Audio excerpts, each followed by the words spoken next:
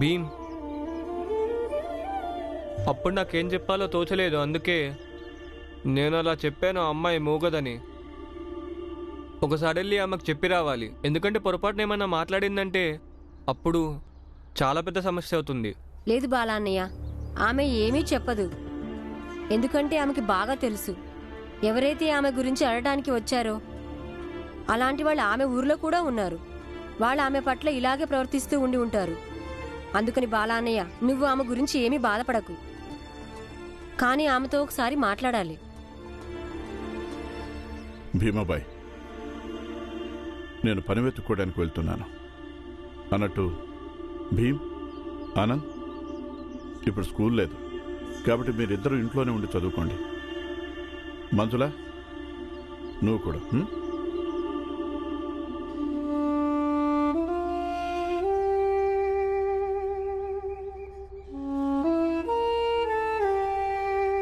బాలా, నువ్వు కూడా నీ బాజా వాయించే పని మీద దృష్టి పెట్టు.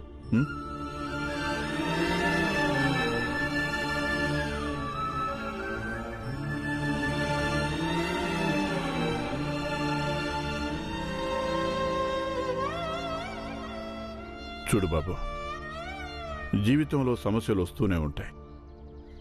కానీ ఆ సమస్యలతో పాటుగానే జీవితాన్ని గడపాల్సి ఉంటుంది.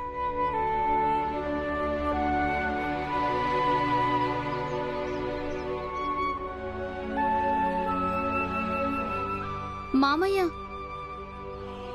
నేను కూడా చదువుకుంటాను. సరే తల్లి, నీకోసం పుస్తకం పెన్ను తీసుకొస్తాను.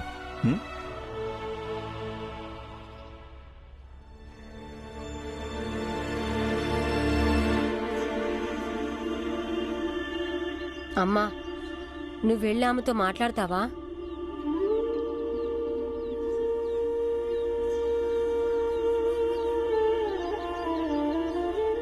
నేనే మాట్లాడతాను ఆమెతో. దీని గురించే. స్వామి, ఆ అమ్మాయి మోగది. బాలా ఇంకా భీమరావు కూడా ఆ అమ్మాయి గురించి మాకేం చెప్పలేదు. మూగదా? అవును స్వామి. అయితే వాళ్ళిద్దరూ మీకు ఏమీ చెప్పలేదా? లేక మీ ఇద్దరికీ వాళ్ళని అడగటం చేతగాలేదా? లేదు స్వామి, మేము అడిగి చూశాం. కానీ భీమరావు ఇంటి బయట ఒక కాగితం అంటించాడు. దాని మీద విశ్రాంతి గృహం అని రాశాడు. ఇంకా అంటున్నాడు, ఎవరైనా సరే డబ్బులిచ్చి ఆ కుటీరంలో విశ్రాంతి తీసుకోవచ్చంట. ఇక అలా అన్నాక మాకేం అర్థం కాలేదు స్వామి. వాడిని ఏం అడగాలో, ఎలా అడగాలో. అసలు సిగ్గుందా మీకు? ఒక చిన్న జాతి పిల్లాడు తన తెలివి ఉపయోగించి మీ ఇద్దరి మెదడు పనిచేయటం ఆగిపోయేలా చేశాడు. అరే, ఇప్పుడు వాళ్ళు మనకు చెప్పకపోతే చుట్టుపక్కల గ్రామాలకు వెళ్లి ఆరా తీయండి. ఎవరో ఒకరు ఉంటారుగా ఆ మూగమ్మాయి గురించి ఎంతో కొంత తప్పనిసరిగా తెలిసిన వాళ్ళు. అలాగే స్వామి. చూడండి, ఒకవేళ ఈ పని చెయ్యలేకపోతే నీ ఈ దరిద్ర మొహం మళ్ళీ ఎప్పుడు నాకు చూపించద్దు. ఈ ఊళ్ళో అందరికంటే నువ్వు ధనవంతుడివి కావచ్చు, కానీ ఒక్క పని కూడా నీ వల్ల కాదు, వేరే వాళ్లతోనూ చేయించలేవు. వెళ్ళా.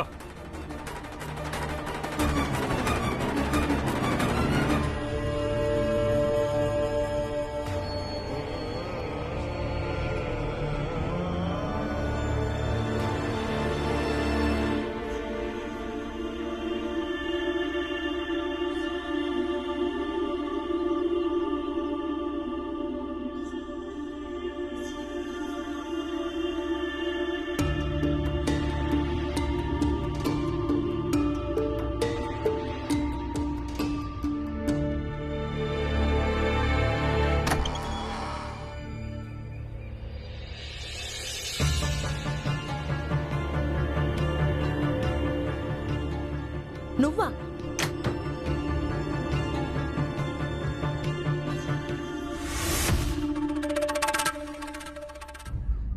ఈ అమ్మాయి గురించి వివరాలు తెలుసుకోవాలి. ఈ అమ్మాయి రామ్జీ ఇంటికి వెళ్ళడం లేదు, కానీ భీమాబాయ్ ఇంత సులభంగా ఈమె ఇంటి లోపలికి వెళ్ళిపోయింది.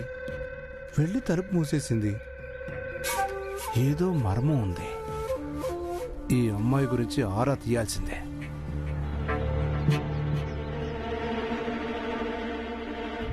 చూడండి, నా కాళ్ళు ఇప్పుడు నేల మీద లేవు, ఇదిగో ఈ బట్ట మీద ఉన్నాయి. అంటే ఇక ఈ చోటు అపవిత్రం అశుద్ధం అవ్వడం లేదు. మీతో కొంచెం మాట్లాడి తర్వాత వెళ్ళిపోతాను. ఏం మాట్లాడాలి? మీరిక్కడ జీవితాంతం ఉండేది లేదు, ఆ విషయం మీకు తెలుసు. మరి తర్వాత ఏమైనా ఆలోచించారా మీరు? మీరు మీ ఇంటి చిరునామా చెప్పండి, ఇప్పుడే మేము కబురు పెడతాము మీరిక్కడే ఉన్నారని. వద్దొద్దు, అదేమీ అవసరం లేదు. నేనిక ఎప్పుడు వాళ్ళ దగ్గరికి తిరిగి వెళ్ళను. వాళ్ళందరూ నా జీవితాన్ని నరకంగా మార్చిపడేశారు. నేను మళ్ళీ ఆ నరకంలోకి వెళ్ళదలుచుకోలేదు. అక్కడ అందరూ విధవరాళ్ళని, శాపగ్రస్తుల్ని చేసి బ్రతకమని బలవంతం చేస్తారు.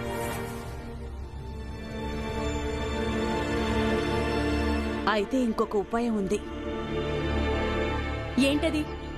సావిత్రిబాయి ఫూలే పేరు వినే ఉంటారుగా మీరు. పూనాలో వాళ్ళది ఆశ్రమం ఉంది, అక్కడికి వెళ్ళండి. మీరు అక్కడ వితంతువులకి చదువు నేర్పించి ప్రయోజకుల్ని చేస్తారు. కానీ నాకు ప్రయోజకురాలను అవ్వాలని లేదు. నేనసలు విధవరాలిగా బతకాలని అనుకోవటం లేదు. నేను మళ్ళీ పెళ్లి చేసుకొని సుమంగలిగా బతకాలని ఆశపడుతున్నాను. సంతోషంగా ఉండాలనుకుంటున్నాను. సమాజంలోని ఈ బలవంతపు బంధాలని తెంపుకోవాలనుకుంటున్నాను. బాలా చెప్పాడు నాకు. ఎవరో ఉన్నారంటే కదా, అతను మీతో జీవితం పంచుకోవాలనుకున్నాడంట. కానీ అతను అక్కడికి రాలేదంట. అతని చిరునామా అయినా చెప్పండి, నేను వెళ్ళి అడుగుతాను తను ఎందుకు రాలేదు అని. ఎలా వెళ్తావు నువ్వు? అతని కుటుంబం ఆ ఊర్లో అందరికంటే పెద్ద జాతి, ఇంకా గొప్ప కుటుంబం. ధర్మం, కర్మ, సాంప్రదాయాలు ఇవన్నీ వాళ్ళు తూచా తప్పకుండా పాటిస్తారు. మీలాంటి వాళ్ళ నీడ సైతం వాళ్ళ ఇంటి చుట్టుపక్కల పడినా వాళ్ళందరూ అశుద్ధమైపోతారు. ఒకవేళ ఈ విషయం వాళ్ళకి తెలిసిందనుకో, అది వాళ్ళ అబ్బాయి ఒక విధవరాలైన అమ్మాయిని ప్రేమిస్తున్నాడని, పెళ్లి చేసుకోవాలనుకుంటున్నాడని, అప్పుడు వాళ్ళసలు ఒప్పుకుంటారా? మేం దూరంగా వెళ్లి మా జీవితాన్ని ప్రారంభించాలనుకున్నాం. అందుకే ఇంట్లో నుండి పారిపోయా. కానీ ఇప్పుడు గనక అతని కుటుంబానికి తెలిసిందంటే నువ్వు అతన్ని వెతకడానికి వచ్చావని, అప్పుడు వాళ్ళు నన్ను విధవరాల కంటే ఎక్కువగా ఈ విషయంలో ఎప్పటికీ అంగీకరించరు. నేను మీలాంటి వాళ్ళ మధ్యకొచ్చి ఉంటున్నానని. చూడు, నా సంగతి నేను చూసుకుంటాను. అందుకని నువ్వు నీ గుడ్డని తీసుకొని ఇక్కడ నుండి అవతలికి పో.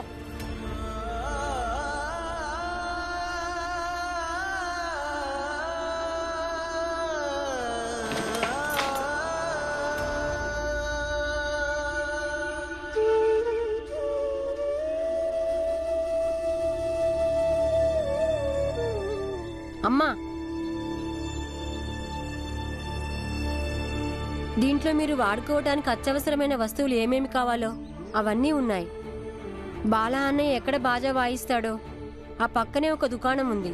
అక్కడి నుంచి ఇవన్నీ అప్పు చేసి తీసుకొచ్చాడు. సంచి పడేసేయండి.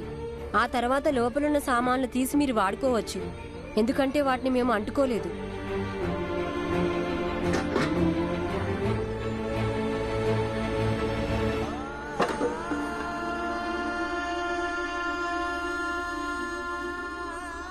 అమ్మా, నువ్విక్కడికి ఇంకెప్పుడూ రావద్దు. ఎందుకంటే నిన్ను ఎవరైనా అవమానిస్తే అది చూసి మేము భరించలేము.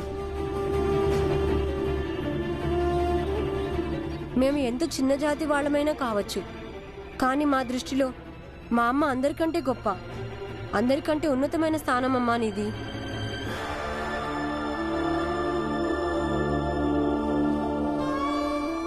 ఆ అబ్బాయి ఇంటికి మేము వెళ్లకముందే సమస్య తలెత్తిందా? మరి అతను నిన్ను ప్రేమిస్తే అప్పుడు అతనికి కూడా నీ గురించి దిగులు ఉంటుందిగా. అందుకని మీరు అతని పేరు మీద ఒక చిట్టి రాసి ఇవ్వండి. నేను బాలా అన్న ఇద్దరము వెళ్లి అతనికి చిట్టి ఇచ్చొస్తాము. ఇక రాత్రి చీకట్లో అతనికి మమ్మల్ని కలవటానికి ఎలాంటి సమస్య ఉండకపోవచ్చు. పెద్ద జాతి వాళ్లతో ఉంటూ ఉంటూ నేను ఈ విషయం అర్థం చేసుకున్నాను. అమ్మా,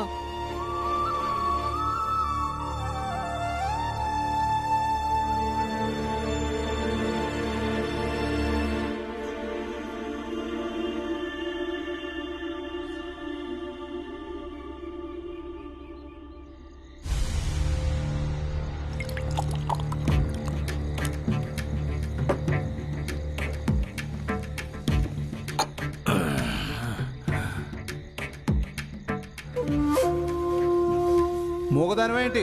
అవును, ఆమె మూగదే. పాప మేమే ఏమీ మాట్లాడలేదు. ఈ ఊళ్ళో అందరికంటే నువ్వు ధనవంతుడివి కావచ్చు, కానీ ఒక్క పని కూడా నీ వల్ల కాదు, వేరే వాళ్లతోనూ చేయించలేవు.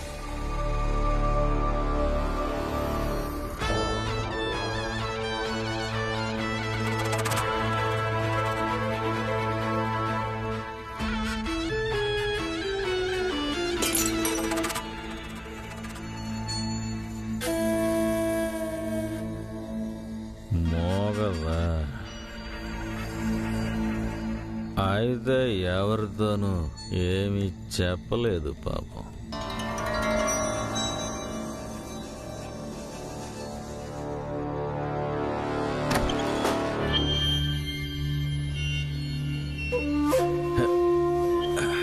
భయపడకు, భయపడకు, కంగారు పడకు, భయపడద్దు. నేను నీకు మంచి చేయడానికి వచ్చానే పిచ్చిదానా. ఆగు, ఆగు. ఇదిగో చూడ, తీసుకో, తీసుకో, తీసుకో, తీసుకో. అరే,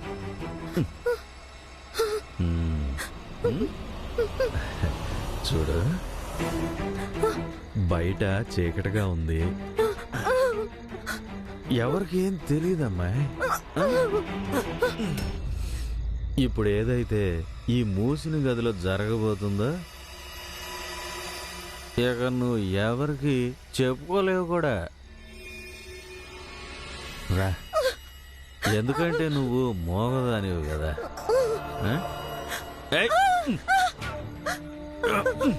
ఎక్కడికి పారిపోతాను.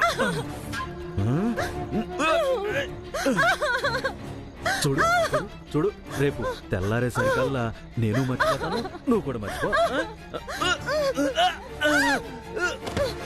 కాపాడండి, కాపాడండి, ఎవరైనా ఉన్నారా? కాపాడండి.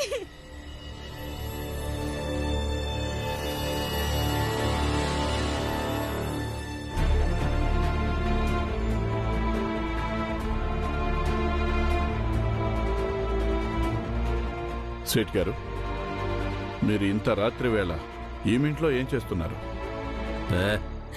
ఈ మనిషి లోపలికి వచ్చి నన్ను బలవంతం చేయడానికి ప్రయత్నించాడు.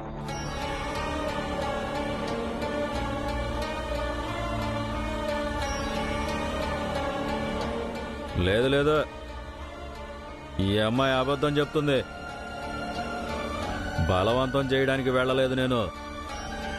దీంతో నిజం కక్కించడానికి వెళ్ళాను. ఎందుకంటే నాకు తెలుసు, అన్ని విషయాల్లోనూ నాటకాలాడే ఈ భీమరావు కుటుంబం దీంట్లో కూడా ఏదో నాటకం ఆడుతున్నారని.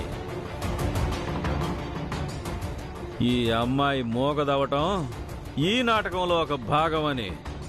అందుకే వచ్చాను. ఈ విషయం నాకు తెలుసు.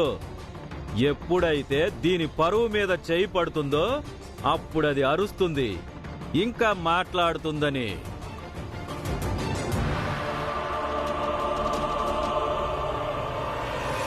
ఇప్పుడు మీరందరూ అడగండి దీన్ని, ఇది ఎవరో, ఎక్కడి నుంచి వచ్చిందో, అసలు ఎందుకు వచ్చిందో అని. అంతకన్నా ముందు భీమరావు కుటుంబం వాళ్ళు ఇది చెప్పాల్సి ఉంటుంది. ఈ అమ్మాయి ఎవరో, ఎక్కడి నుంచి వచ్చిందో అనేది. ఈమెకి ఇప్పుడు ఏమీ చెప్పాల్సిన అవసరం లేదు. నేను చెప్తాను. ఈమె మా ఇంట్లో ఇప్పుడు అద్దెకి ఉంటుంది.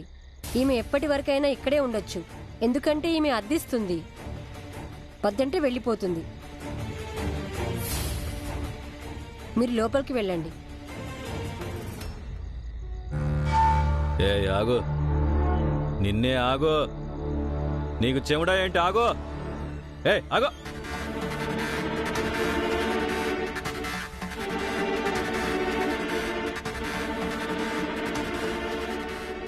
ఏంటి ఈ అమ్మాయి దర్జాగా లోపలికి వెళ్ళిపోతుంది?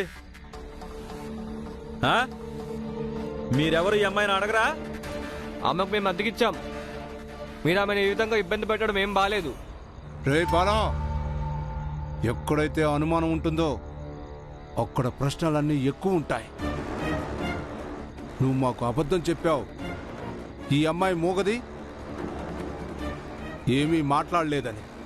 ఇక మీరు చెప్పిన అబద్ధం కారణంగా మా మనసులో అనుమానం పుట్టింది. సేట్ గారు చాలా మంచి పని చేశారు.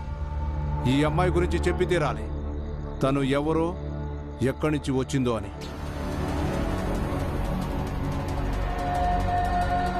అసలు మీరు అందరూ మాతో అబద్ధం చెప్పాల్సిన అవసరం ఏమొచ్చింది? అవసరం ఉంది.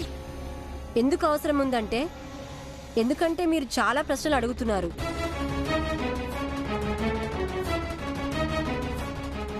మన వీధిలోకి ఒకరు వచ్చారు. ఇక మీరు వీరికి అతిథి మర్యాదలు చేయటం పోయి ఈమెను ఏడిపిస్తున్నారా? అరే, నీ అతిథి మర్యాదలు తొంగలో తొక్కు. ఏ అమ్మాయి చూడు, ఒకవేళ నువ్వు ఇక్కడ ఉండాలంటే నిజం చెప్పి తీరాల్సిందే, లేకపోతే నిన్ను ఇక్కడ ఉండనేమో. ఏమంటారు? అవును, చెప్పి తీరాల్సిందే.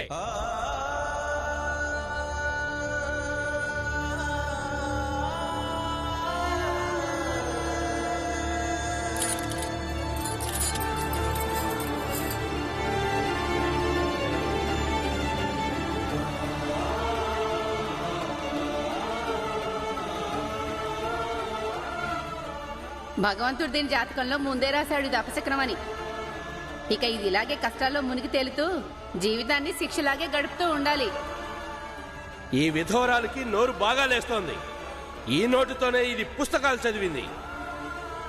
దీని నోట్లో కణకణ మండే నిప్పులు పోయండి.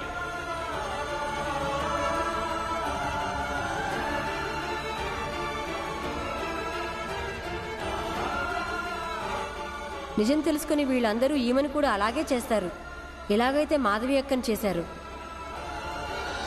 మేము నిజం తెలుసుకోవాలి. ఏమంటారు? ఈమె నిజం చెప్పి తీరాల్సిందే.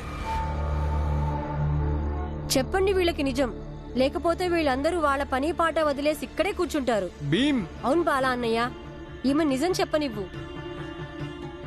మనకి కూడా తెలియదుగా నిజమేంటో, మనకు కూడా తెలియాలిగా. మరి చెప్పండి నిజం. వీళ్ళకి ఏమి చెప్పొద్దు, మౌనంగా లోపలికి వెళ్ళిపోండి. చెప్పండి నిజం, చెప్పండి. ఎక్కడికి వెళ్తున్నావు? తలుపుదారు, బయటికి రా. బయటికి రా. లోపల దాకుంటే వదిలిపెట్టేది లేదు. సేట్ గారు చాలా సరిగ్గా చెప్పారు, నువ్వు చెప్పి తీరాల్సిందే. సేట్ గారు,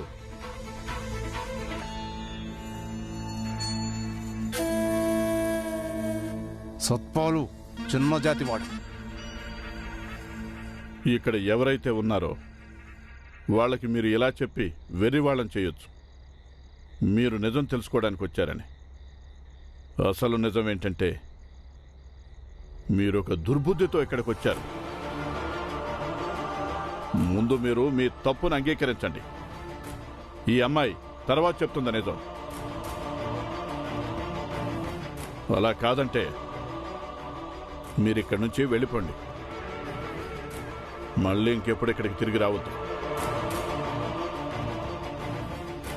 ఏంటి, నా ఈ మాటని గుర్తు పెట్టుకోండి. సేటు గారు ఇప్పుడు వీడిని అస్సలు రెచ్చగొట్టద్దు. పదండి, వెళ్ళిపోదాం. పదండి సోదరులారా, వీడి సంగతి తర్వాత చూసుకుందాం. రండి సేటు గారు, రండి.